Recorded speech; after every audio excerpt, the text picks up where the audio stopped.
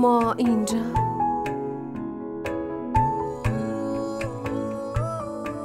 ما برای این اومدیم اینجا که امشب اولین شب زندگی جدیدمونه. دور از همه، فقط خودمون دوتا. ولی خانواده ها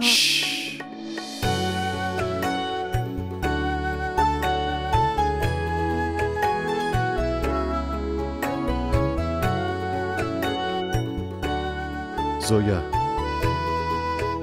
ما دوتا دیگه قراره با هم زندگی بکنیم، چه بقیه بخوان چه نخوان.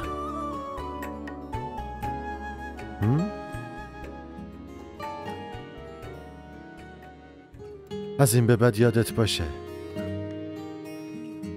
که تو زنمی، منم برای همیشه شوهرتم.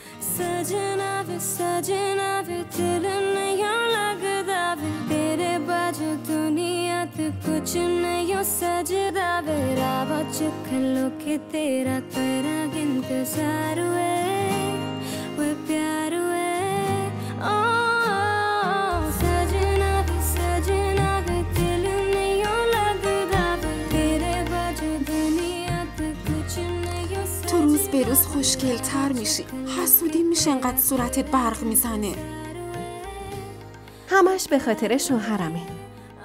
اگه میخوای برق بزنی عروسی کن. من که عروسی میکنم. تو اجازه میدی اسمیر زن دوم بگیره؟ قبل از اجازه دادن تا میخوری بزنمت؟ عین زنای سنتی رفتار میکنی. آره خب، من یه زن سنتی ام. خب ببین، بریم خرید.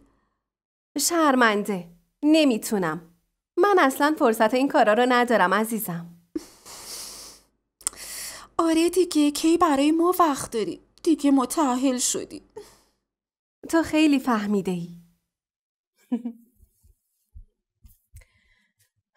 तू की जाने प्यार मेरा मैं करा इंतजार